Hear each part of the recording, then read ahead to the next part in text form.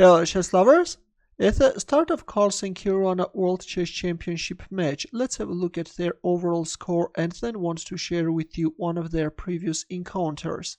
Prior to the match, Caruana and Carlsen have played 33 games against each other at classical time controls, of which Carlsen has won 10 and Caruana 5 with 18 draws. The most recent game during the 2018 Sinquefield Cup tournament resulted in a draw.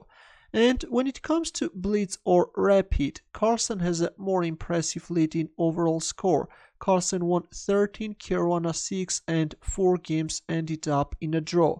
So definitely this is going to be a hard match for Caruana, but still there are chances for Caruana, and all in all I'm sure we are going to witness a lot of interesting games.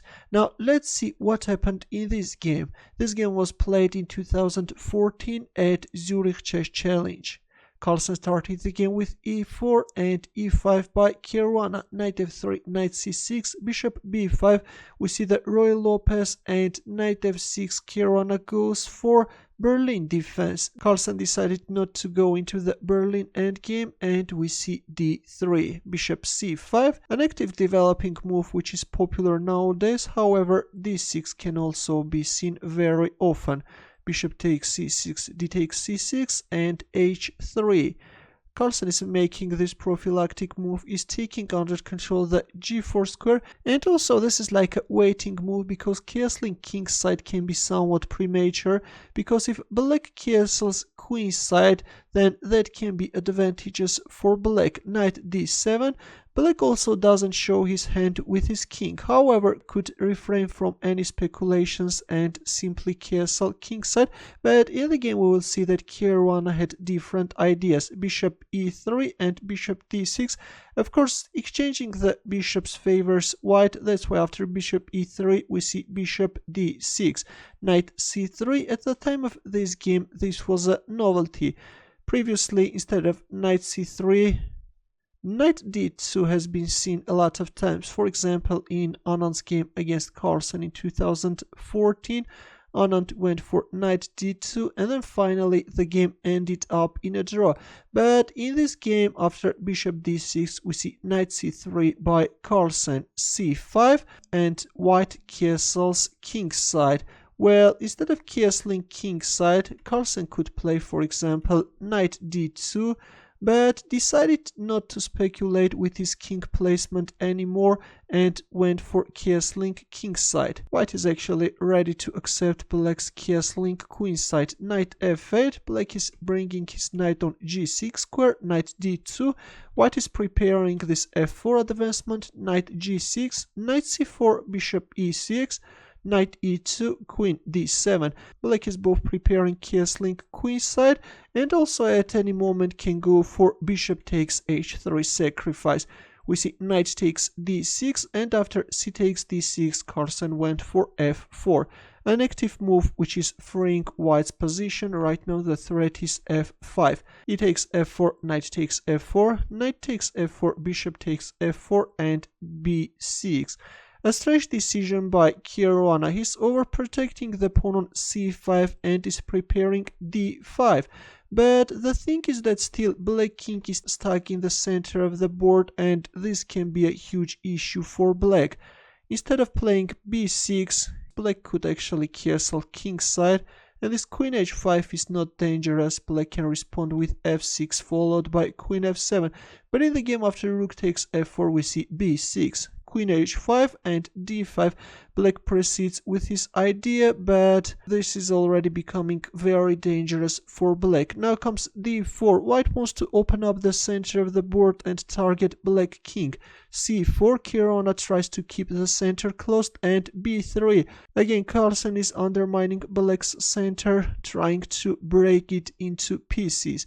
Queen c6, again a very risky move. Instead of queen c6, rook c8 could have been better, and then c takes b3 and then castling kingside. But in the game after b3 we see queen c6. Now comes rook f1 and black castled queenside. Of course, already castling kingside was not possible because of this rook h4 move. That's why we see castling queenside. Now comes b takes c4, queen takes c4, and a powerful move by Magnus Carlsen. Rook takes f7. Look at this beautiful exchange sacrifice. Bishop takes f7, rook takes f7, rook d7. Black is covering the 7th rank, otherwise black could face serious problems. For example, if a move like d takes e4, then this white queen can join the attack, and then after queen e7, the game is over. That's why after rook takes f7, we see rook d7. Carlsen exchanged the rooks on d7 and then captured on d5. If we have a look at the position, white has a bishop and 2 pawns against the rook, and we have a material equality. But the thing is that black king is exposed, and with these powerful pawns, white will exploit that fact. g6, queen g4 check, king c7. Queen e6, white keeps on creating problems for black, and black has to choose precise moves, otherwise can find himself in trouble. Right now the threat is d6 check, and white will win black queen. That's why we see king b7 and queen e7 check. Instead of queen e7 check, queen f6 is stronger, attacking the rook and preparing d6. And if I move like queen e2, then in this case white can simply capture on h8, and it turns out that white king can successfully escape from black queen. There is no perpetual check.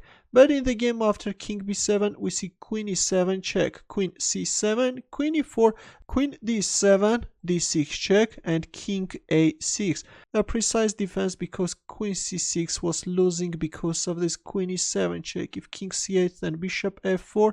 If queen d7, then queen e4 with a mating threat. If king b8, then this time c pawn is coming, and then c5. And if b takes c5, then d takes c5. And the pawn on c5 is untouchable because white can go for a very beautiful winning move. Can you find a winning move for white? Ready? Well, actually white can go for queen e8 sacrifice followed by d7, and the game is over. But in the game after d6 check, we see king a6, bishop f4, rook c8, king h2. White is making a prophylactic move, is not hurrying, is still strengthening his position in order to go for the final blow. Rook c4, bishop g3, another strengthening move, rook c8. Looks like that Caruana is lack of ideas, and he lost precious time by moving his rook from c8 to c4 and then back on c8. Queen d3 check, king b7, and here we go c4. And it's difficult to imagine how is black going to fight against these monsters. Queen c6, queen b3. A very important move. Carlsen is indirectly protecting the pawn because if queen takes c4, then d7 is coming, and it's over, guys. In the game after queen b3, we see king a8. Now comes a4, rook e8, a5, king b7. Well, if b takes a5, then c5, and then queen e6. In the game after a5, we see king b7. Now comes c5, king c8, a takes b6, a takes b6, and d5. Move 40 has passed, there is no time pressure, and Carlsen can calmly find and calculate the most convincing win. Queen takes c5, queen a4, rook e3, and queen a8 check. King d7, queen b7 check, king e8, d7 check, king d8. This time bishop h4 check. The way white pieces are cooperating together is simply astounding. Rook e7, and in this position Carlsen made a move and Caruana resigned. Can you find his next move? Ready? Now look, if you capture on e7, then this can even allow black to equalize the game, and then queen d6. The game is equal, guys. The players have equal chances, so actually it turns out that still there was a way to spoil the game. That's why after rook e7, Carlsen went for this destructive queen c8 check and Caruana resigned. If queen takes c8, then white can recapture. Let's go for another promotion, and then bishop takes e7 and it's over. This is going to be an easy win. A very impressive game, I think. Carlsen's exchange sacrifice looked very risky, but he went for it and managed to beat his opponent in style. Thanks for watching, I hope that you enjoyed this game. For more games consider subscribing to my channel. I will see you in the next video.